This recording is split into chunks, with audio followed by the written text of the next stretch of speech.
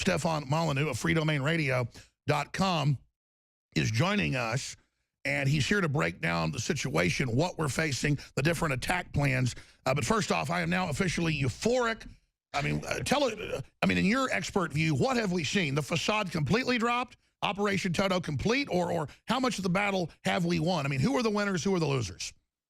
Well, it's first of all, I just wanted to say congratulations to you, Alex, to the entire InfoWars team, to Paul Joseph Watson and others.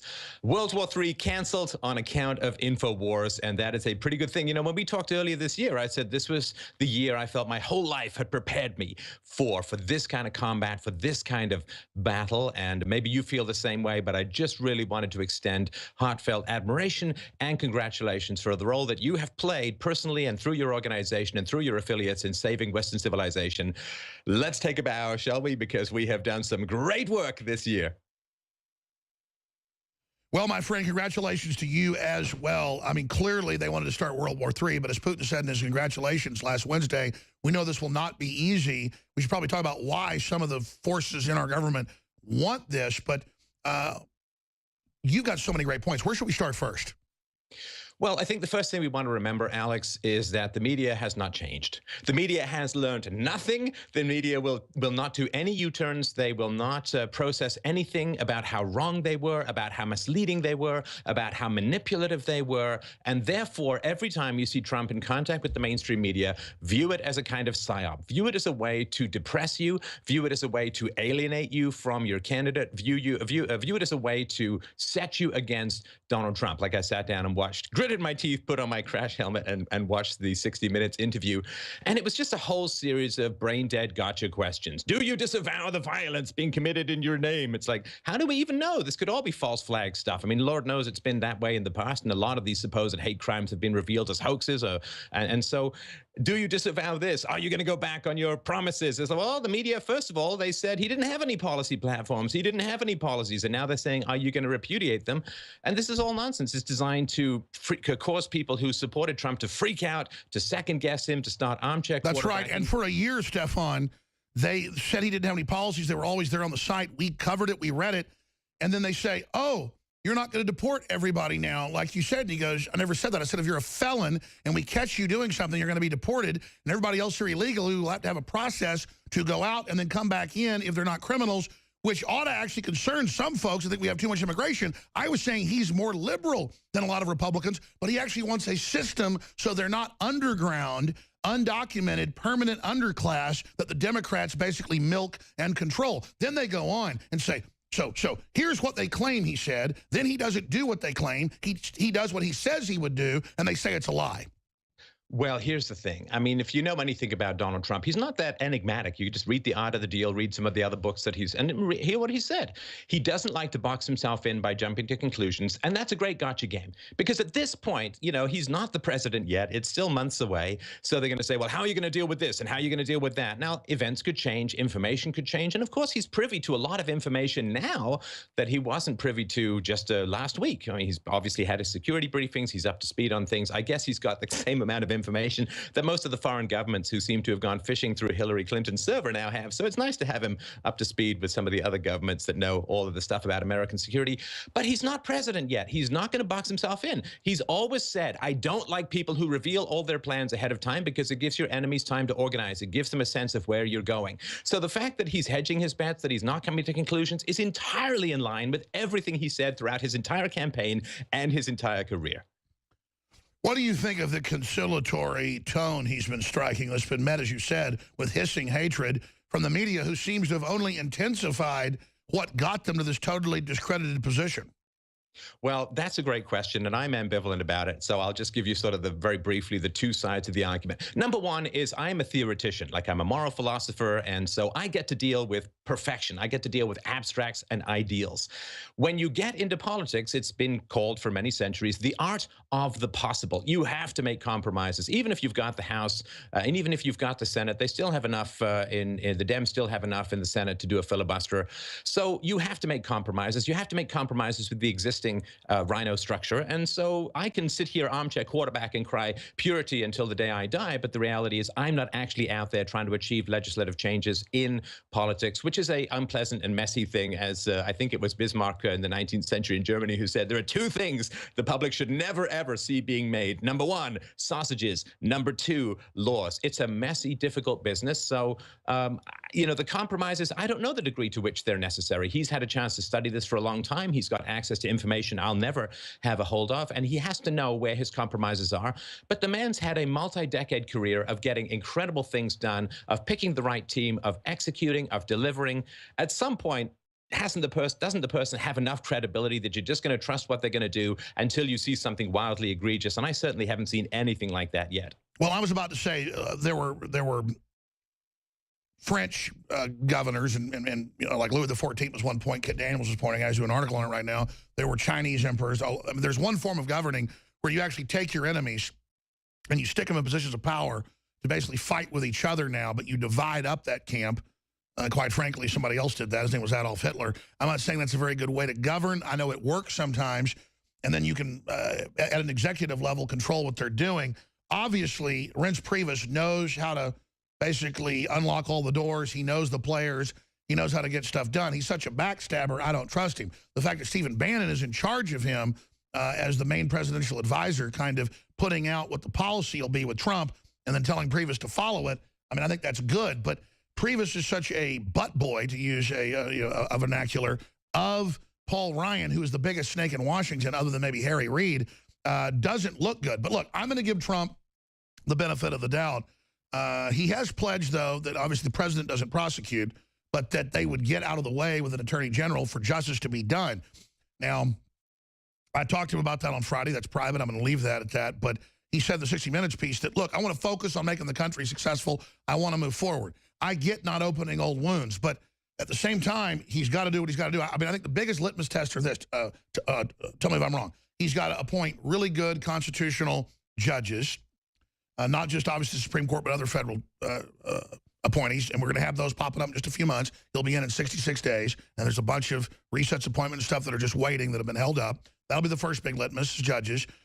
Pushing tax cuts, pushing sovereignty, defense of the border, all this free welfare for illegals and stuff has got to be curtailed. And then also, it really is a good attorney general that goes after the Clintons and the whole Soros crime network, because they're never going to stop coming after Trump. Look what they're doing right now until he does that. So then going after them also puts them on the defense instead of them always trying to shut down the beachhead we have to restore the Western world. Well, of course, when you're looking at a magician and he is kind of a master wizard of organization, you don't look at the hand that has the dove in it. You look at the other hand, because that's where the magic is going on. So for me, bringing Reince in, okay, so he's got Bannon to countervail that and so on. And he needs all of the allegiances and alliances and knowledge of working with the rhinos that Reince is going to bring. But what it does, which I don't think people are commenting on enough, is it opens up who's going to be head of the RNC. Now, of course, if Trump is going to have some say, as I assume he will, in who gets to be head of the RNC, well, I would bring Reince closer, and then I would appoint somebody who would be more along my particular ideological bent as head of the RNC. And that's, to me, a beautiful thing. You've got this guy in, he's going to bring all his loyalties, but you get to appoint someone else more in line with your thinking as head of the RNC. And I think that's a wonderful approach. So keep your friends close and your enemies closer. Right, right. And so I think that we have to remember that he's done some fantastic things long before he's even gotten into power. I mean, Canada and Mexico are opening up renegotiations with NAFTA. Thank heaven the Rust Belt might resurrect itself and come back like a phoenix from the ashes of bad trade deals. Russia's interested in normalizing relationships. The head of Syria wants to work with him.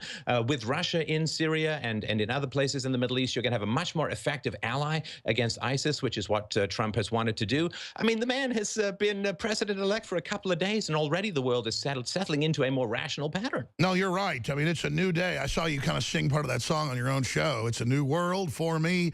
It certainly is beautiful, and that's why the establishment is so upset about Trump, is because from day one, he's calling the shots. I happen to know for a fact from people that are close to him He is working 20, I actually worry about him at 70. He's such a Trojan, such a Herculean. 20 hours a day. And when I talk to him, I'm not name dropping, it just shows what he does on Friday for, I mean, a lengthy conversation, less than 10 minutes, but it was almost 10 minutes long. It was a real conversation. He wasn't just patting me on the back. He had real questions. I had real comments. I had real things I was saying. And I said, I said, sir, you're so busy, you probably have to go. And he goes, yeah, I am pretty busy. He started telling me, you're the 61st call I'm making today to thank folks, but I'm also getting all these other calls from kings and queens and world leaders. And you know what? It's so crazy. All of a sudden, now that I'm in, I'm the best guy in the world. And so that is the good news. A lot of them that were saying he was the worst person in the world, they're saying he's great now. The problem is there's surrogates that we know are financed by him are still attacking. And so I said, look, you can't trust these people. Please press the attack because it's what you said you'd do. Plus, they're never going to stop. And I'm not going to tell people what he said to that, but it was quite interesting. Well, of course, when you win the lottery, everyone's your friend. What you care about are the people who chipped in for your ticket ahead of time. So after you have become the president-elect, of course, everybody's going to want to come in and, well, I may have said some things, but hey, we're sorry and blah, blah, blah, blah, blah. And, this question around what's going to happen with the Clintons. Well, of course, if people were asking him this question, and Leslie Stahl did, they asked him the question, what are you going to do with the Clintons? That's a total gotcha question. It's not up to the president to pursue the Clintons. It's up to the president to put someone in charge of the DOJ who's not going to derail. So he properly demurred. He properly just sidestepped it. Let the grand jury decide. So he properly demurred. Yeah, it's not his. It would be a dictator's job would be to go after a political opponent, and he doesn't want to seem to be gunning for a political opponent because that's third world dictator style stuff. What he's going to do is he's going to appoint a competent attorney general, someone who's going to pursue that. It's going to go through the FBI's investigation to a grand jury with subpoena powers, with search powers, and so on. And maybe he's had a look at these 650,000 emails that were taken off the Uma Abedin and Anthony Weiner's computer. Maybe he's had a look at those and all the horrifying things that some people have talked about as being on those. Maybe that's enough. Maybe the FBI shared information with him that it's an open and shut case on the Clinton Foundation, and he doesn't need to do anything more. So just let the man do his job, and which he is not even. No, I totally agree. The only successful attack they can have, 66 days out from him being inaugurated, it'll still take a few months for him to actually get going once that happens. We'll know in about 4 months whether Trump's for real or not, folks, is to change the subject. And their new attack bots, their new talking points in media is, he's going to betray you. He doesn't know what he's doing. We're all in this great danger. That's what Dave Chappelle said. He goes, what do you mean? We just had our first black president. Everything's, I guess, okay. Let's give Trump a shot. This idea that, talk about elitism, that because he's a rich billionaire that built his own business, he's somehow incompetent. Thank God we've got somebody that isn't just a lawyer in there for the first time. Well, isn't it beautiful that after the mainstream media plays the race card and plays the gender card and plays the gay card, America just turns around and says, boom, we're playing the Trump card, and we take the House. We just finished each other's sentence. I love how we're synced up. Matt was listening, one of my producers, to you while he was biking downtown this weekend. They'd taken over the capital of the communists, literally red flags everywhere, and he described to me a point you were making. Matt, I'm putting you on the spot here. Pop in and repeat what Molyneux said so he can repeat it here.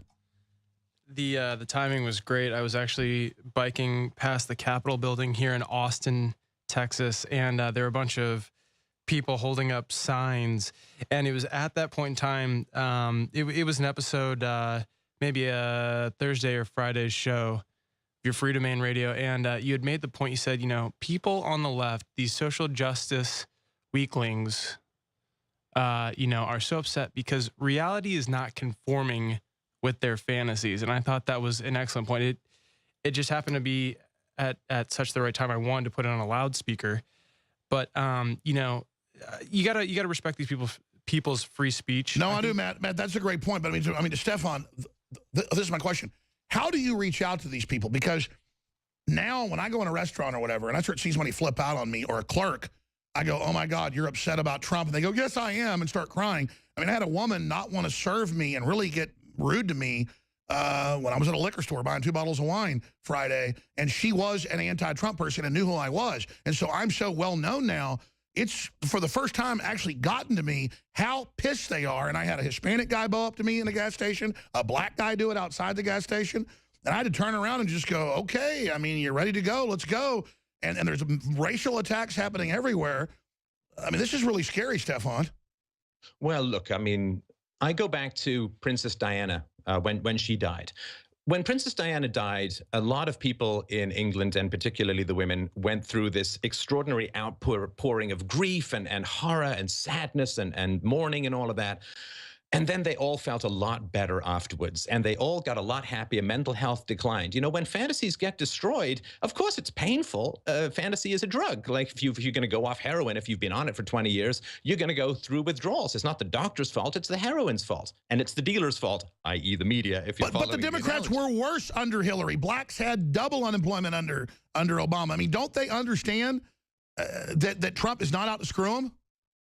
Well, they don't, and it is just a matter of growing up. When it comes to socialism and communism, we all start off that way. I mean, we don't pay rent to our parents when we're 5 years old. We have this big, giant structure that takes care of us, provides us food and shelter, and organizes our life for us. And at some point, you have to break out of that dependent mode, and you have to be your own person. You have to individuate. You have to become who you are, and you have to become an adult. You know, when you become an adult, you put away childish things like dependence on authority to provide you with your resources and your reason for being. So it's just a transition. Trump is going to bring about more of the free market, less government dependence, so people are going to have to Exactly. It's the end of childhood. It's the end of childhood that the left tries to put us into in this straitjacket of mental illness conformity that is pure authoritarianism. We'll be right back, cover a bunch of news, take your phone calls and more with Stefan Molyneux. I'm Alex Jones, Infowars.com.